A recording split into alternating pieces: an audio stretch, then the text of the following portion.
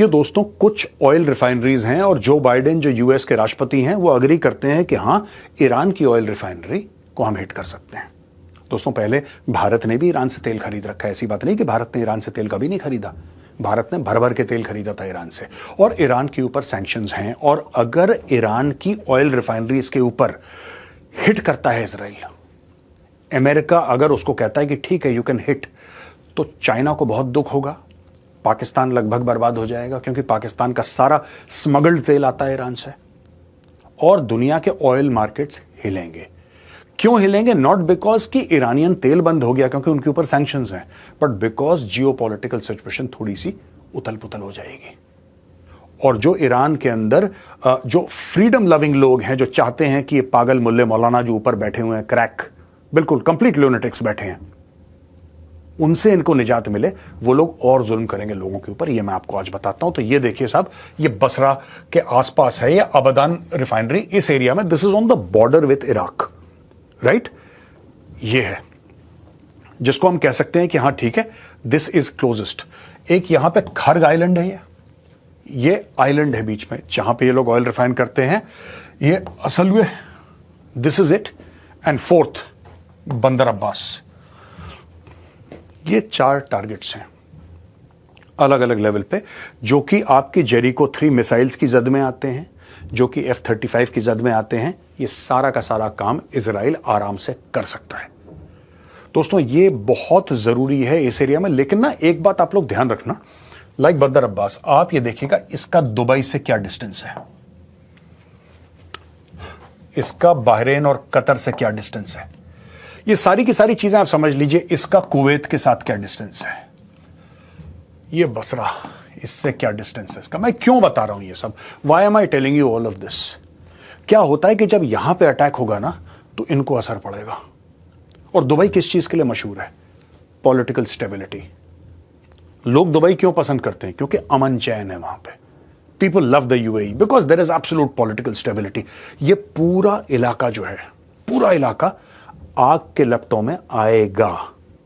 अब इजराइल ये नहीं चाहता कि पूरा इलाका आए, इजराइल सिर्फ ये कह रहा है कि साहब आपने मिसाइल मारी, अब हम भी मारेंगे। बात तो इतनी सी है।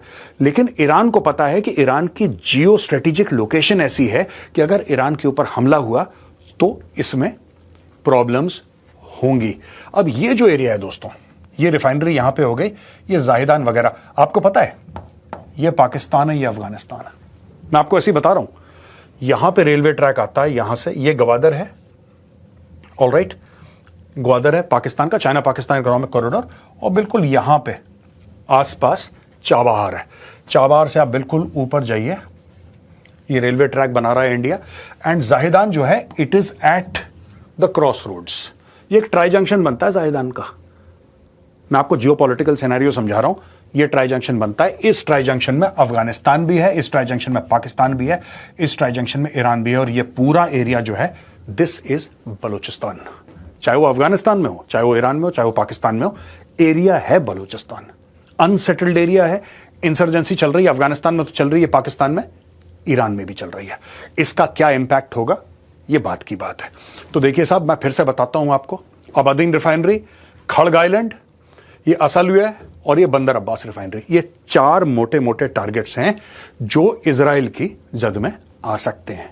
अब दोस्तों आपने देखा पहले किस तरीके से ऑयल रिफाइनरीज जो उनकी थी वहां पे किस प्रकार से हिट कर सकता है इजराइल।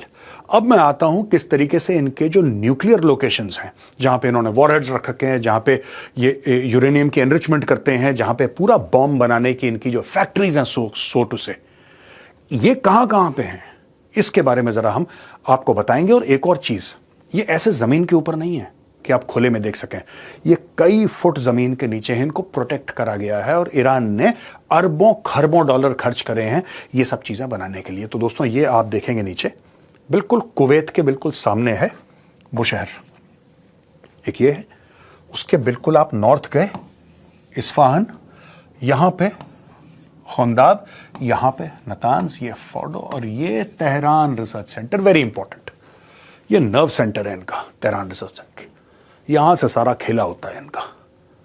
अच्छा, क्या इजराइल इनको ठोक सकता है? 100%। बैलिस्टिक मिसाइल मार सकता है, बिल्कुल, लेकिन इसमें एक प्रॉब्लम है, अगर आप बैलिस्टिक मिसाइल मारेंगे वो असर नहीं पड़ेगा। अगर इजराइल चाहता है कि इनकी न्यूक्लियर फैसिलिटीज को डिस्ट्रॉय करना, तो ऊपर से उसको एयरक्राफ्ट से उनको बंकर बर्स्टिंग, जो 100, 150, 200 फुट नीचे जाके फटे, वो करना पड़ेगा। और अगर डिस्ट्रॉय ना भी करे, मैं कह रहा हूं डिस्ट्रॉय ना भी करे, लेकिन एक बार उसने कोशिश कर दी ना, तो ईरान को एक वाजे तौर पे मैसेज पहुंच जाएगा कि साहब ये यहां पर भी पहुंच सकते हैं। उन्होंने हैक करा था मामला इनका पहले, आपको पता है, इजराइल ने हैक कर दिया था पहले। और यहां पे पूरा जो अमेरिकन प्रेजेंस है, अगर इजराइल ने मन बना लिया कि हमें मारना है, राइट, अमेरिका कह रहा है कि ऑयल पे मार दो यार, तुम जो ऑयल रिजर्व्स हैं उस पे मार दो। अमेरिका कह रहा है यार इस पे करोगे मामला हाथ से निकल जाएगा। लेकिन दोस्तों यही तो चीज है जिसकी वजह से ईरान दुनिया भर को ब्लैकमेल करता है। जैसे पाकिस्तान है, पाकिस्तान को पैसे ना दो, वो कहता है कि हमारा न्यूक्लियर बम फट जाएगा। पाकिस्तान भीख मांगेगा, आप भीख ना दो, कहता है हम न्यूक्लियर हैं, अगर हम अनसेटल हो गए, अगर हम लोग डिफॉल्ट हो गए, तो दुनिया में न्यूक्लियर वॉर, पाकिस्तानी करते हैं ना ऐसा, वैसे ईरान भी करता है। तो ये जो ईरान के हाथ में बहुत बड़ी धमकी है दुनिया को देने के लिए, इसको हटाना जरूरी है। तो मुझे लगता है कि अगर इजरायलीज इस पे अटैक करें, it will be absolutely a wonderful message to send to the world that the nonsense of Hamas and Hezbollah will not be tolerated.